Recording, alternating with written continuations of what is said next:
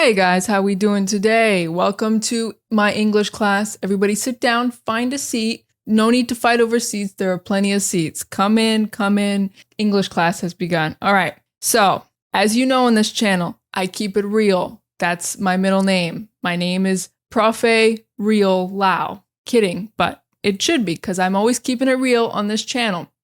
Profe is not my first name. I don't know. That was just a joke. Anyways, forget it. Forget it. So, my name is Lau. Basically, what has been grinding my gears? In other words, what has been irritating me? The internet, seeing tons and tons of videos of people, sometimes it's not even people, sometimes it's AI, yes, AI, teaching English that I have a million problems with. So there are a lot of videos that I think are problematic, a lot of English teaching videos on the internet.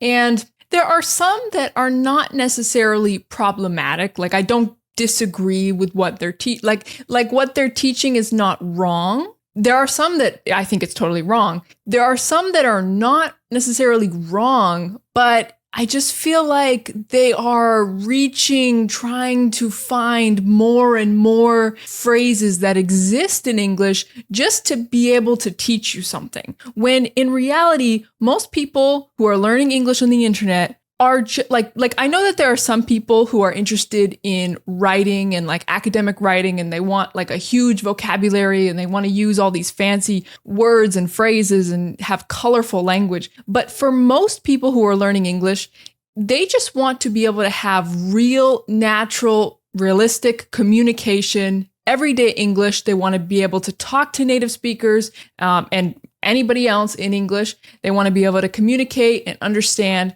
normal speaking. Let's be honest, when we learn a language, the number one thing that we're concerned with is the speaking and listening, the real conversations, the interacting. And even if you're sending an email, it's still like everyday English. It's not like literature, you know?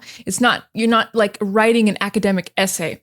So I find that because there are so many videos where they're just teaching so many things that I rarely hear people say in English. Like there are so many idioms, there are so many phrases that exist, there's so many things that exist, but I rarely hear them. Like most of the time we're not using them all the time. Or maybe like a lot older generations use them, or they're very regional or whatever. But nowadays, most people who are around my age, I'm 28 years old, we have a very homogenized standard American English. We like to keep it very simple, very straightforward. English has become very efficient, and you might disagree with that. You might not like that, I should say. You might not like that. But the fact of the matter is, the reality is, this is easier for people who are learning English. So English has become like easier, I think, for people who are learning English, for people maybe like you who's watching this video right now, because English has become like kind of more simplified and efficient. You know, we just get right to the point. Why use some metaphorical idiom thing? Why use that when you can just be very straightforward about what it is? So we have a very simple way of talking. We don't like to spend all this extra energy, you know, getting around the point. We get right to the point. It's very simple. We use the same phrases and words again and again and again every single day. It's really not that complicated. So I think when I see all these videos on the internet that make English seem complicated because they're teaching a million phrases and words and stuff, it's frustrating to me because English it could be a lot more simple. We could teach it a lot more simple and we could be more helpful. And if you just focused on the things that you really need, it wouldn't seem so overwhelming. And maybe you wouldn't feel like, oh my God, I'll never be fluent. It's really not that serious, you know? You just got to be able to communicate like simple everyday life stuff, okay? So in this video, I am going to provide you with a bunch of examples, a bunch of different random contexts. I'm going to be looking at my laptop here. I found some different situations, different contexts, and basically a bunch of sentences and phrases and things that you can say in that situation. So I did this in my last video, and I think this kind of method is very helpful for people, and it's fun. So we're going to do that. And I just want you to know that I didn't write this but I am going to be reacting to it and I'm going to be giving you my commentary. I'm going to give you my opinions. I'm going to add to it. I'm going to say, yeah, you can say this. And you know what? You can also say blah, blah, blah. And I personally would say it like this, or this is a great phrase. I use this in also like other situations like this. So I'm going to be kind of walking you through it. So I'm not saying that everything that I read here it's not directly from my brain, but I'm going to be giving you my perspective as we go. All right. You understand? Got it. Let's go. All right. Situation 1. You're in a work meeting and your coworker is explaining something in a really complicated way. The task itself is actually simple, but they keep adding unnecessary steps. You can tell people are getting confused. Okay. So that's the situation. By the way, this is like upper intermediate to advanced type stuff. This is real stuff that native speakers use. All right. All right. So you're in a work meeting. Someone's explaining something in a complicated way. It's actually simple, but they're making it more complicated, right? This is literally like what I'm describing with the English teaching. You know, somebody's making something simple more complicated. Okay. And you see people are confused. So this is what you're going to say. Honestly, I think we're overthinking this. We can just keep it simple and get it done. I like how they used we, even though it's really just one person who's doing this, who's overcomplicating everything. But in order to not blame that person so much, they said like, we're overthinking. Like we collectively, we're thinking about this too much. We're overthinking. We use this phrase a lot, overthinking, this verb. We say like, yeah, I don't know, maybe I'm just overthinking it. Maybe I'm just overthinking it. Like, maybe it's not that complex, or it's not that complicated, or it's not that big of a deal, you know, like maybe I'm worrying about something and I'm like, you know what? I think I'm just overthinking it. This is a good verb to use. Overthinking. I'm overthinking it, you know? So honestly, sometimes we say, to be honest. So we say honestly, or to be honest. This is very my generation. And I'm the first year of Gen Z. Okay, I'm the first year of Generation Z. I was born in 1997. So I'm like an older Gen Z, but, you know, very close to the millennial age range as well. So let's say that this is like Generation Z millennial English, which is like from, I don't know, teenagers to like people in their late 30s, almost 40 years old right now. So this kind of age range, right? This is like young adults, basically. Okay. So honestly, or to be honest, I think we're overthinking this. We can just keep it simple. We can just keep it simple and get it done. Just keep it simple. Let's just keep it simple. I had a teacher in school who used to write on the whiteboard, KISS, KISS, but it's an acronym and it stands for keep it simple, stupid. It was a joke, but keep it simple. Keep it simple. That's like a motto to live by, you know? Don't overcomplicate it. Like a lot of times as humans, we like to do this. We like to overcomplicate things that are really quite simple. So just keep it simple. All right. Next one. You're talking to a friend about, back up, reverse. You're talking to a friend who's stressing about a situation that hasn't happened yet. Okay. So they're overthinking, they're worrying, they're stressing about a situation that hasn't happened yet. They keep imagining worst case scenarios. Okay, so the worst case scenario is the worst thing that could happen, right? Sometimes we just say, you know, worst case scenario, blah, blah, blah. Like, I don't know, I'm probably not going to bring my umbrella. I don't know, worst case scenario, it rains and we have to find some roof to stand under. Like we have to go into some store while it's raining, you know? I don't feel like bringing my umbrella. I don't feel like bringing my rain jacket, my raincoat, but you know, worst case scenario, like the worst thing that could happen, worst case scenario, it starts raining and we have to go under a roof. We have to go into a store, whatever. So we say this a lot, worst case scenario. So they keep imagining worst case scenarios and getting more anxious. This is the friend who's worrying about something that hasn't happened yet. You want to calm them down without dismissing them. You don't want to dismiss someone. You don't want to essentially like not validate someone or gaslight them. Do you know what gaslighting is? Gaslighting is when you are basically telling someone that they're not experiencing what they're experiencing. So someone is like worrying, stressed, and you're just like, you're not no, you're fine. You're fine. You have nothing to worry about. You're fine.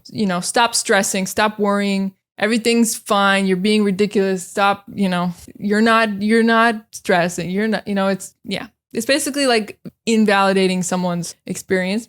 So, you don't want to dismiss them, or you don't want to just like ignore them, or you don't want to, you don't want to be disrespectful. They're experiencing an emotion. They're experiencing, this worry, this fear, this anxiety, and, you don't want to dismiss them. You don't want to, just kind of like brush them off. You don't want to brush them off, just like this, you don't want to do this to them, even like mentally. Okay, so you can say, hey, you might be getting ahead of yourself. Just take it one step at a time. See how it actually plays out. Just take it one step at a time. Just take it. Sometimes we say, just take it one day at a time. Let's just go day by day. Let's just go day by day. Let's just go one day at a time, one step at a time. Let's just take it one step at a time. Sometimes we say, let's just play it by ear. Play it by ear, like it's music, like you're listening to music and you play it, that's an idiom that comes from music. Let's just see how it goes. Let's just see how it goes. Let's just take it one day at a time. Let's take it one day at a time, and let's see how it plays out. Let's see how it actually plays out. How it plays out is like what happens, how it turns out, how it evolves. Turn out, play out. There might be another phrasal verb without, I can't think of right now, but sometimes we use these, which mean like, how it evolves, how the situation evolves, what happens, the result, Let's just see how it plays out. Let's see what happens. All right. Let's just take it one step at a time, one day at a time. Let's see what happens. Let's see how it goes. You might be getting ahead of yourself. You might be like, I personally never say this, but some people say this. If you're getting ahead of yourself, you're like, too much into the future, too much thinking about the future. You're overthinking about the future. Let's just take it one day at a time. All right. So a great thing to do in this situation, I think it's great when somebody's experiencing some kind of emotional state, like negative emotional state or whatever. I think it's good to validate that, like to be like, I know you feel worried about this, you feel anxious about this, you feel stressed about this. Like, I understand that, I know that you feel that way. I can see that you feel that way. It makes sense because, you're worried about this thing that could go wrong, or this thing that might not happen or whatever. But all we can do is just take it one day at a time, right? It's all we can do. We don't know what the future's going to bring, but all we can do is do our best and hope for the best and just take it one day at a time. Yeah. All right. Next one. A friend invites you to an event. Careful with this word event. A lot of students will say like event. It's event. So the emphasis is on the vent. So it's event. The first syllable, the first is like very subtle, right? And quick. It's like event. Okay. A friend invites you to an event, but you're not really interested in going. You don't have a strong excuse. You just don't feel like it. Well, in my book, that's a pretty good excuse. I mean, if you just don't feel like it, that's fine. You don't gotta do it if you don't feel like it. If you don't want to do something, don't do it. Life is too short to be doing stuff you don't want to do. All right. You just don't feel like it. I just don't feel like it. I just don't feel like going. I don't have this big good excuse. I just don't feel like it. I don't feel like it. You still want to sound friendly and not rude. Easy. You can be friendly. You don't need to be rude. Just in a friendly way. Just say, in this case, we have an example that is this. I'm probably going to sit this one out, but I hope it's fun. Just let me know how it goes. Yeah. So I'm probably going to sit this one out, but I hope it's fun. Let me know how it goes. So sit this one out. Have you ever heard this before? I'm just going to sit this one out. So to sit something out, in this case, they said one, which refers to this event, this thing. Sometimes we use one in English, we use it, and we use one to refer to the thing, right? So I'm probably going to sit this one out. I'm probably going to sit it out this time. I'm going to sit this one out. It's just a way of saying I'm not going to participate. You know how in sports, like in basketball or soccer or whatever, you have the players on the field or on the court playing the game. And then you have the other players that are part of the team sitting on the bench or sitting on the side. They're just sitting there. They're not participating. They're not playing right now. Maybe they will soon, but right now they're just sitting there watching the game, but they're part of the team. So they're just like sitting and watching, but not participating. So sitting off to the side, not participating. So I don't know, maybe this expression comes from that. I'm not sure. Doesn't matter because you can think about it that way. So to sit something out is like, yeah, I'm gonna sit over here. I'm not gonna participate. So it's like a way of saying that you don't want to participate. I just realized I have my glasses on my head the whole time. I'm supposed to be wearing my glasses because I'm supposed to be reading the stuff on my laptop. But you know what I realized? My laptop is close enough. I've just been reading it without it's a little blurry, to be honest. It's a little blurry. It's a little hard to see, but I'm still seeing it. My vision is not that bad. It's not as bad as you think. It's not as bad as you might think. Most of the time I get by without my glasses. I'm fine. I do things that I need to do. I get everything done. I get by without my glasses most of the time. But I was going to wear them in this video to make it easier for me to read because I'm actually reading. But I don't know. I kind of don't like wearing them because there's a big glare from the window because I sit in front of a window. And I kind of don't like that. So, you know what? Screw it. Fuck it. Fuck it. I can say fuck in my video. It's okay. Fuck it. We're all adults here, right? I don't think there's any kids watching my video. Sorry if you're a kid watching my video. I'm not sorry. Whatever. You're gonna learn it eventually. Anyways. Okay. Screw it. Let's just go like this. Let's go like this. All right. So you can think of, so if somebody says, I'm gonna sit this out, it means they're not gonna participate. Okay. It's just a way of saying they're not gonna join. They're not gonna participate. They're not going to do it. They're going to sit this one out. They're going to go sit off on the side, you know? But unlike in the situation of the sports of the game, they're not going to be watching. They're literally just not even going to go. They're not even going to go. So it's a way of saying that. You might hear that expression. I'm going to sit this one out. Personally, I don't usually say that. What I would say in this case, like, I told you in the last video, I am super honest, super direct. I don't care. I don't think it's rude to be that way. Like, I think it's totally fine to just be very transparent and honest. So, but I don't know, if I'm trying to be a little extra friendly, I might be like, I might just say like, thanks for inviting me. Like, as always, like, thank you for inviting me.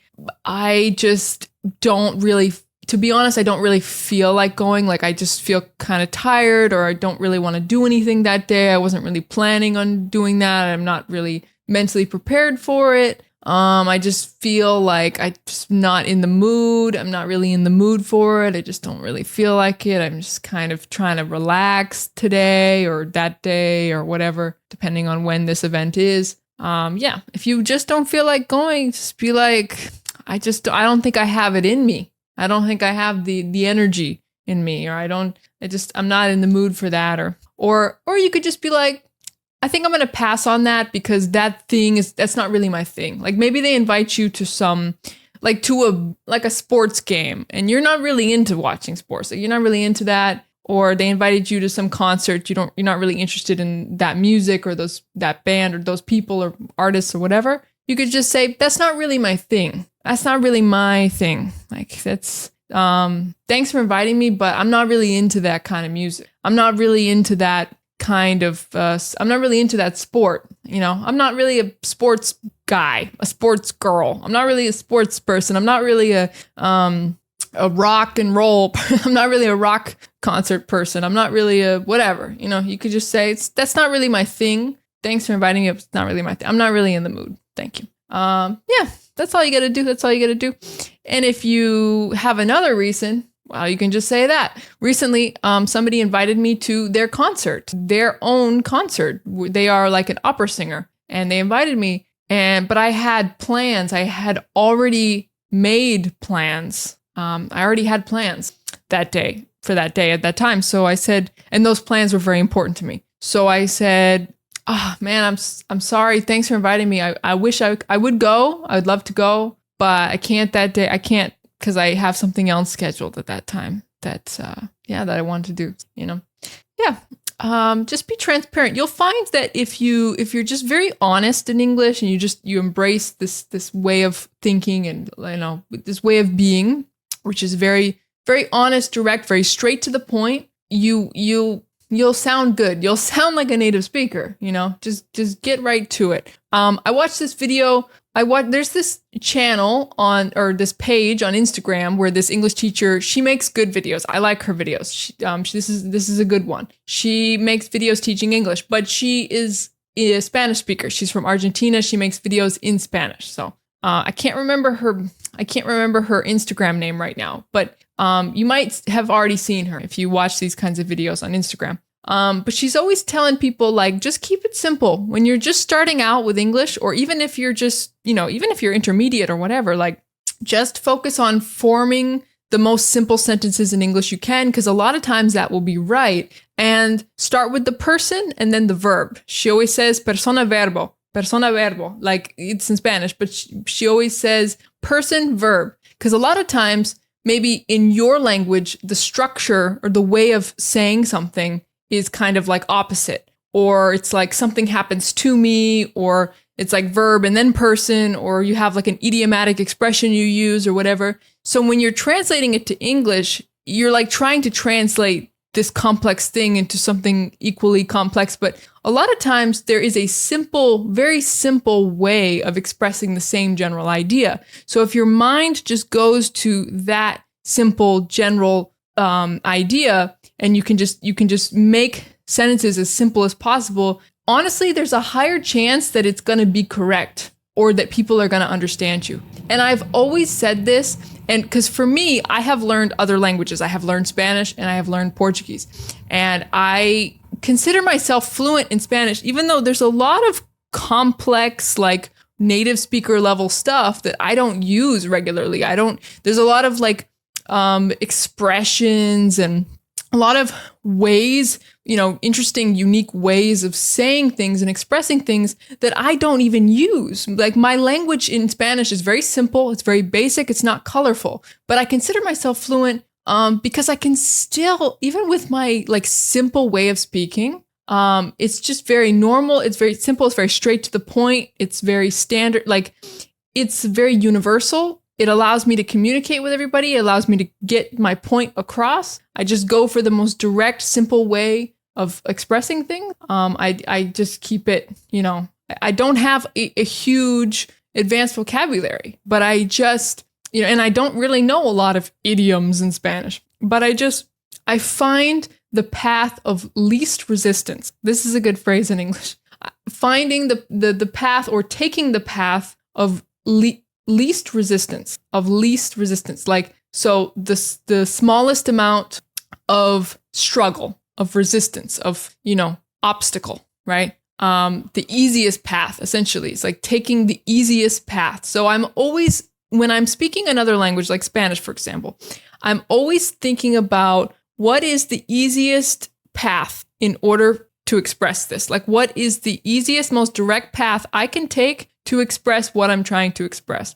And I recommend that you do that in English too. A lot of sentences in English, a lot of things in English can be expressed by saying who is doing the action first, like person, and then the verb, what are they doing? So who is doing it? What are they doing it? And like a lot of sentences are like that.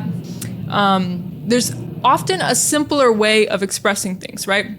Like in one of her videos, she used an example where she was translating a sentence from Spanish, and the sentence in Spanish was kind of saying like, it appeared to me a video appeared to me. But this is like kind of a backwards way of saying it. Spanish does this a lot, where the verb comes first and then the thing, or to who is happening. So she said, okay, but in English, simple, just simplify it and think person verb. So flip it. So what is the simplest way that I can express that a video appeared to me, like for me? How can I express this in English? Simplify it, reverse it. I saw a video. I saw a video, right? That's the simplest way you can express it. And that's how native speakers would say it. That's how we would say it. So, and that's what our brains are doing too. You got to understand that even though we're native speakers, our brains are often just going to the simplest way of expressing things, of communicating things. So keep it simple. Keep it simple. I saw a video. I saw a video. Yeah. Hey, I saw a video. I saw a video the other day. Like last night I saw a video. You know, you don't gotta say, I was scrolling through Instagram and a video popped up on my feed. That will come with more fluency and experience and exposure and whatever. Like, it's great. Native speakers might say that sometimes, but you don't worry about it. You could just say like, last night I was on Instagram and I saw a video. I was on Instagram and I saw a video. You know, the point is that there's often always a way to simplify whatever it is you're trying to communicate. And what you have to do with your brain, what you have to do with this thing right here, this beautiful thing you have right here, what you need to do is you need to think about what it is that you're really trying to communicate in the core. In the core, think about what it is that you're trying to express. Maybe like, don't even think about word for word, you know, sentence for sentence, what you're trying to say in your native language, right? Like, don't think so much about, oh, but this is the sentence that I use in my language, so I need to find how to translate that sentence. Look, if you do that, it's okay. Like sometimes, like, yes, you can't avoid it. Like sometimes we just need to literally translate between languages. That's necessary. It's natural. Don't worry about translating. It's okay. It's fine. But a lot of times, if you just think about what it is that you are trying to express, what is the most simple and general way of expressing what you're trying to say, you can find another route. You can find an alternative way of saying it in English or in any language you're trying to learn. So keep it simple, stupid. No, kidding. I'm kidding. You're not stupid, but it's just, you know, a joke that I'm referencing from earlier in the video, if you remember. Okay. Keep it simple. Keep it simple. Okay. Let's just do the next one here. Okay. So someone asks you why you stopped talking to a person you used to be close with. There wasn't a big fight or drama. Things just faded naturally. You don't want to make it sound like a big deal. All right, let's run that back. Let's do it again. Go through it. Okay. Someone asks you why you stopped talking to a person you used to be close with. So you could be physically close to someone or something, and you could also be like emotionally or mentally close, right? So you might say that you are close to certain people in your life, or you're not close to certain people in your life. And it's not even a physical thing. It's just like emotional, right? Like, I'm not very close with her. You know, we're not close friends like that. We're not close friends. You know, we're not that amazing of friends. We don't spend that much time together. Like, I don't know her that well. We're not such close friends. We're not that close of friends. You know, but this person, the other woman, we are close friends. She is my close friend. I am very close with her. I'm very close with her. So to be close with someone. So someone asked why you stopped talking to a person that you used to be in the past close with. There wasn't a big fight or drama. Things just faded naturally. Did I say that the first time? Sorry if I am reading things wrong sometimes and then changing what I'm... Sorry. There wasn't a big fight or drama. Things just faded naturally. Just faded naturally. Just went away like gradually, like slowly. You don't want to make it sound like a big deal. Okay. So someone's asking you why don't you, I thought you used to be close with Sarah. You used to be close with her. What happened there? You guys aren't friends anymore? You guys aren't close anymore? What happened? You can say, it just kind of ran its course. Nothing bad happened. We just weren't really on the same page anymore. Okay. It just kind of ran its course. I personally don't really use this phrase that much, but some people do. Yeah, some people, it is a common phrase. Okay. I've noticed that, like, I don't know, my vocabulary can be extra basic at times, and I don't use a ton of phrases, but other people do. I don't know, maybe because I'm an English teacher, maybe because I spend a lot of my focus on like other languages. I don't know. So it just kind of ran its course. Just kind of ran its course means like, I don't know. It did its thing. Like it went to the end of the friendship. Like it ended. It lasted as long as we wanted it to last, and then it stopped, and that was it. That was its course. It's like say you take an English course, right? Which I don't really recommend taking a course. I don't really recommend paying for a course, like paying a lot of money for a course. Like you can just learn English on the internet. Like learning a language shouldn't be expensive. That's what I'm saying, basically. But imagine you take an English course and, you start your course and you go through the whole course and you get to the end and the course is over. Well, it had a certain length of time and then it ended, and it was destined to happen. It was going to happen. It was inevitable. And it completed its entire thing, and it finished. Normal. It's normal. So it just kind of ran its course. Like the friendship, it lasted as long as it needed to last, and then it ended, and that's fine. Nothing bad happened. We just weren't really on the same page. We just weren't really on the same page anymore. We were in different things. Our minds were in different places. We were into different things. We were doing different things. I don't know. We just didn't really agree on certain things, and we were just not on the same page, or I don't know. Yeah.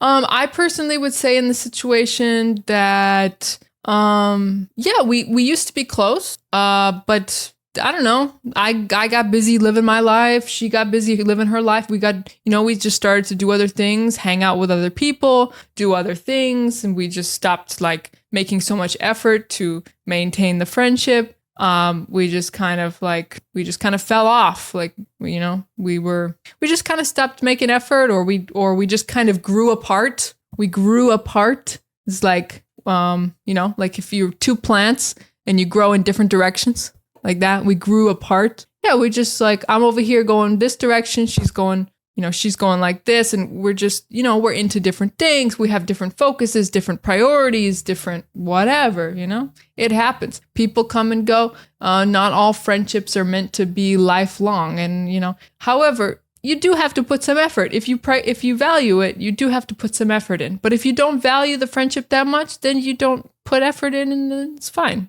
It ran its course. Okay. Next one. You're in a group setting and someone shares an idea that isn't very strong. You don't want to shut them down completely. So to shut a person down is like, no, that's a bad idea. No, that's horrible. Just like completely dismiss it, shut them down, dismiss it. So someone shares an idea, but you don't want to shut them down completely, but you don't think it's a good idea. But you also don't want to pretend that it's perfect, right? You want to keep it realistic. You're trying to give honest but polite feedback. So you can say, I see what you're going for. I see what you're going for. It's like, I see what you're aiming for. I see what you're trying to do. We say this a lot, my generation. We say, I see what you're trying to do. I see what you're trying to do. So trying is like trying to. We say trying to. I see what you're trying to do. Trying to. I see what you're trying to do. I see what you're trying to do. I see what you're trying to do. It's one of those things I say effortlessly, but when I have to think about it, then I'm like, wait, what? Trying to. I see what you're trying to do. I see what you're going for, but I'm not sure it fully lands. Okay. I'm not sure it fully lands. Like a plane that's landing. Like, I'm not sure it really landed very well. Like, I don't think it's really working. I don't think it's gonna really work, or people are gonna get on board, like I don't think that's I see what you're going for, but I don't know if you're really hitting the target. Like, I don't know if you're really hitting the destination that you are aiming for, right? So I see what you're going for with the idea, but I think it's not turning into what you hoped or whatever. Maybe we could tweak it a bit. So to tweak something is like change it a little bit, just a little bit, tweak it. So maybe we could tweak it a little bit, change it a little bit. Maybe we could change it. Yeah. Remember, every time I'm teaching you, like every time you hear a word or phrase that you don't know, like I'm not sure it fully lands, or maybe we could tweak it a bit. Honestly, there is a simpler way of expressing that. You can say, maybe we could just change it a little bit. I see what you're going for, or I see what your goal is, but I think it's not really realistic, or I think it's not really going to turn out the way you hope. Or I think that it's not really attainable or whatever. Like, there is a simpler way of expressing all this stuff. There are multiple simpler ways. You know, that's the thing, is that there are various simple ways of expressing stuff in English. You don't have to keep it, you don't have to complicate it, like I said in the beginning. The reason why I'm teaching you like this stuff, and I'm not teaching you stuff like, you know, like how we talk, you know, like the easiest stuff that we say, because a lot of times we say stuff that's so easy, it's essentially like A to B1 English, like, you know. And I think about Gen Z and millennials, like, you know, a lot of times it's just like somebody tells you something and you're like, whoa, that's crazy. Like, wow, man, that's great. That's awesome. Wow, that's bad. That's horrible. That's crazy. Wow, that's wild. Yeah, that's insane. Yeah. Yeah, I'm just hanging out. I'm just gonna get a bite to eat. I'm just gonna eat something. Just gonna eat real quick. And then I'm gonna go clean my room. And then I'm gonna go walk my dog. And, you know, like, most of the time, the things that we say are just such normal, basic stuff that you already know that stuff. So I can't just teach you, like, how to say, I'm gonna go walk my dog in a video. I'm gonna heat up some pizza in the oven. Wow, maybe you don't know how to say that. Heat up, I don't know. I'm gonna go put some pizza in the microwave. Like, I could teach you that stuff, but it's just very simple. It's very simple. And if you want me to do really simple stuff like that, you can let me know in the comments. But the reason why I'm teaching you this more like situational stuff, you're in a work meeting, you know, it's a little bit more upper intermediate advanced kind of responses. It's still realistic, it's still natural, but it is, you know, it's not like B1 level. The reason why I'm doing that is because this is an English teaching video, an English learning video, and a lot of you are upper intermediate and advanced. A lot of you are advanced. A lot of you, for a lot of you, these phrases and things that I teach are like, you know, on the easy side. They're a little bit too easy. Like, you're already familiar with them. So that's why I do have to challenge you a little bit. Like, the point of this video is to definitely keep it realistic and to tell you guys the way that we speak is super, super straightforward and simple and realistic. But at the same time, sometimes we do use words and phrases that you might not be familiar with. So, you know, I'm like trying to find this balance between keeping it realistic, but also teaching you stuff that actually does help you and challenge you, you know, so you don't feel like you're just watching a video where I'm just telling you my daily routine and it's extremely easy. I've done that before. I made a video. Basically one of my most popular videos is me just talking really fast about my daily routine, but it's all really simple, easy stuff, right? It's like, yeah, I like to do some stretching, do some yoga. I like to eat some fruit for breakfast. I like to, you know, it's like, it's simple stuff, right? So I'm trying to challenge you, but at the same time, remind you that for every challenge, for every word or phrase that you hear me say that I'm reading here from my laptop, there is an even simpler way of saying it. And what I want you to know is that simpler way is correct. Usually, like, that simpler way is normal, common, correct, fine, good, like native speakers use it. So every time you see an English teacher in one of these videos on the internet, whether it's a short video or a long video, they're saying like, don't say blah, blah, blah. Don't say this word or phrase. Say this instead. If they don't give you a reason why not, like why you can't say this word or phrase, it's probably a lie. You probably can say it. They're just trying to give you other more advanced alternatives that may or may not be the same. A lot of times they give you a suggestion for something that's not even synonymous. It's not even the same thing, right? They'll say like, instead of saying, how are you? Say, what's up? Okay, but what's up and how are you? Even though they're both greetings, they're not exactly the same. If you really care about how someone is doing, how someone is feeling, you're not going to say like, what's up? Like, you're going to say, how are you? How are you feeling? How are you doing? So they're not exactly the same, you know, like they're not like they're close, but not exactly. So, yeah. So basically there's a lot of videos on the internet where they're trying to teach you related alternative things to say. But these videos are problematic for two reasons. One, a lot of the things are not synonymous and it depends on the context. Sometimes this gets really extreme. And they're basically essentially giving you very specific contextual stuff to replace more general stuff. And that's a bad idea because it only works in specific contexts. So that's the first problem. The second problem with those kinds of videos is that they're telling you not to say phrases and words that we use all the time that are so normal. And basically they're telling you not to use simple, basic phrases and words. They're trying to tell you that this simple way of speaking, you sound like an English learner and not like a native speaker. And that is a lie because native speakers have a very simple way of talking. We do. All right. God, I feel like my throat is getting sore. Hopefully I'm not getting sick. I think I'm just talking. I'm talking a lot. So I'm going to do one more and then I'm going to wrap up this video because my throat is sore. My throat is sore. I've been talking a lot. Jeez, I hope I'm not getting sick. All right. So next situation. Someone apologizes to you for something minor. Minor is like something small. Someone apologizes to you for something minor. It didn't really affect you that much, but you don't want to turn it into a big emotional conversation. You just want to move on. Just want to forget about it and keep going. And, keep living life as normal. So someone says sorry for something and you're thinking like, I don't really care. It's not really a big deal. Like it didn't really bother me. You can just, yeah. Okay. So the suggested phrase to say is, you're good. Don't worry about it. I get it. Okay. Yeah, that's an option. Yeah, you're good. So this is very common when people apologize for something that is not a big deal. Something, a lot of times, like, for example, this is very common. I say this all the time.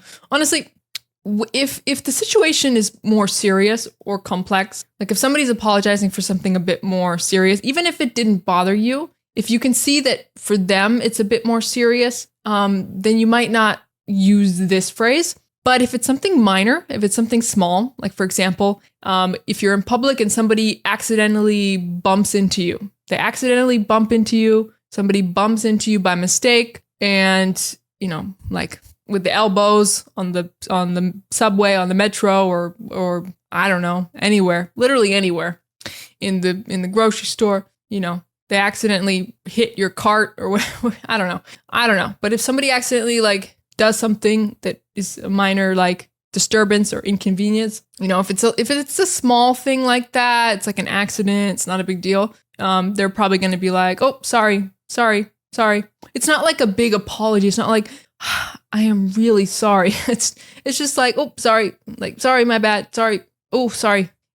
Excuse me. Sorry. It's just like, a little quick little like, oh, sorry. In that case, I'm almost always going to say, you're fine or you're good. So you could say either one. You could be like, you're fine. You're good. You're good. You're good. You're good is like even a little bit more like slang or like young people. You're good. But you can also, just say, the standard form is like, you're fine. You're fine. Oh, you're fine. No problem. You also say no problem, you're fine. No problem. Oh, you're good. You're good. No problem. You're good. You're good. You don't even have to say no problem. You can just say, you're fine. Oh, you're fine. You're fine. You're good. Yeah. That's what I'm saying. If somebody's bumping into me in public and it's an accident, if somebody's doing something minor to me and they say sorry, that's what I'm saying. That's what I'm going to say. I'm going to say, oh, you're good. You're good. You're fine. You're fine. Yeah. But for bigger things, I'm probably not going to say that. But yeah. So the recommendation here was, you're good. Don't worry about it. I get it. So if you can see that the thing that the person is apologizing for is like a big deal to them, then, and you don't, I don't know. You're concerned about how you react to it. Then you can just say like, thanks for apologizing. But I'm not worried. I'm not really worried about it. I'm not worried about it. So don't worry about it. I'm fine. I'm totally fine. Thanks for apologizing, but I'm fine. Or, but if it's something minor, like I said, you can say, you're good. You're fine. Or you could say, don't worry about it. Don't worry about it. Don't worry about it. Don't worry about it. Don't worry about it. Don't worry about it. You're good. You're good. Don't worry about it. You could even take it a step further and validate them even more. You could say like more specifically, like about the situation that they're apologizing for, and more specifically explain why it's not something that bothers you or whatever, obviously you can add more details depending on the context. But for like very minor things, like you're good. I'm fine. You're fine. Like, not, yeah, you're fine. By the way, when we say like, you're fine, you're good in this situation, we're not saying that they feel fine or they feel good, right? We're just saying like, your actions are fine. Your actions are good. That's what we're saying. When we say like, no, you're fine. Like somebody bumps into you. They go, oh, I'm sorry. And you go, you're fine. You're good. What we're saying is your action was fine. Your action is good. Like you're okay. Like, I mean, not that you feel okay, but that what you did is okay. What you did is good. What you did is fine. Okay. I just wanted to clarify that in case you were confused as to why we say that. That's kind of what it means. All right, guys. So that was that. That was that on that. That's that on that. Okay. Yeah. So I only went through like six situations. But you know, I talked a lot. I gave you a lot of commentary. I gave you a lot of side quests, like side adventures. I gave you a lot of side information. I rambled about different things. I gave you a lot of tips and advice and just my perspective and my commentary and all that good stuff. And I think most of you guys tell me that you like that. You know, you don't want me to just robotically. So many English teachers just robotically go through the lesson, go through the phrases that they have all planned out and they just like robotically go through it. But I like to show you my real honest reactions to what I'm reading, what I'm seeing in the moment, like what immediately pops into my head, unpolished, unfiltered. I like to just be real with you guys. I like to go off on tangents, go off on rants, like go off, like just basically that means like just start talking about all these other side things. For a while, I like to go off on these tangents and talk about a bunch of other things related to it and different, you know, things that I might think or might pop into my head when I read this, when I see this, because it just helps you. It helps you get more exposure overall to English and also like the thought processes and the way I respond and react to things naturally and where my mind immediately goes as a native speaker when I'm confronted with these situations. And yeah, just kind of the inner workings of my brain, the thought processes and all that stuff. So I wanted to, you know, let you in a little bit to the inner workings of my brain. You know, what's going on in my brain. I wanted to let you in there and give you a little peek into my brain. So I hope you enjoyed this video. I enjoyed this video, even though I need to like drink water and rest my voice or something. Jesus, I'm feeling some scratchy throat, some, you know, like sore throat. Sore is a good word. A lot of students don't know this word sore because in some languages, the word sore doesn't exist. Like in Spanish, there's not really like a really good translation for sore. There's like translations for like painful or like, you know, you feel pain or little whatever, but not really sore. Sore is like the specific feeling where something is a little, like if you go to the gym and you work out and your muscles, they feel a little sore for a couple days. It's like a specific type of pain. It's not really like a pain. You know what I mean? It's not really like a strong pain. It's like a specific kind of like irritated muscle feeling or irritated. It's like when you have some kind of thing in a part of your body that's like just like kind of irritated. Like my throat feels kind of irritated. It's not like in pain. It's not like, it hurts. My throat hurts. It's painful. It's just a little irritated, you know? So we say like, I have a sore throat. My throat is sore. I have a sore throat. So this is a good word, sore. If you don't know this word sore, you should learn it and use it because it's common. It's very common in English. Very common. All right. For those of you who like to keep up with my life and my life updates, I am in Puerto Rico. I am in Puerto Rico, as gringos say. Puerto Rico, and I have arrived. I am here.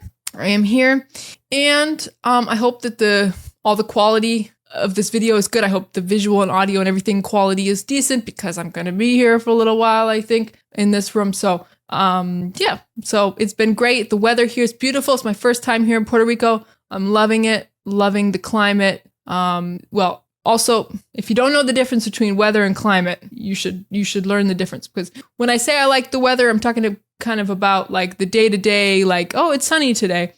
But when I talk about the climate, I'm talking about like the regional, like this part of the world kind of stuff that's going on over like the course of a whole year, right? Like this is a tropical climate. Like Puerto Rico, this is a tropical climate. You know, it's pretty warm all year long. There's palm trees and, you know, it's a tropical climate, tropical type of climate. But the weather is like the day-to-day happenings, like, oh, it's sunny today, it rained today. That's like, you know, it was this temperature today. That's the weather. Climate is more like over a long period of time. In general, it's a very general way of talking about a particular region of the globe, of the world. So just to clarify, but I love both. I'm loving the weather and I'm loving the climate. I love tropical climate. I'm a tropical lady. I'm a tropical woman. I always say this.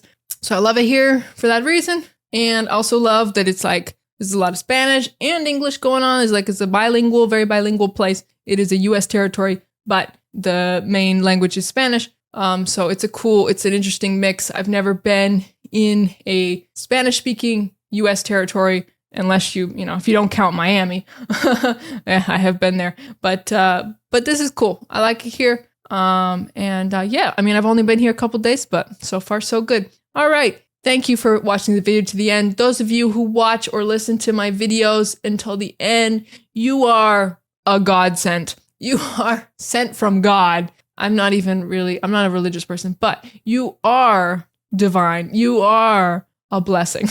What other religious words can I use? Can I throw in there? You are holy and sacred. Okay. Anyways, love ya. See you in the next one. Oh, I just hit my elbow. It didn't hurt though. Don't worry. See you in the next one. Bye.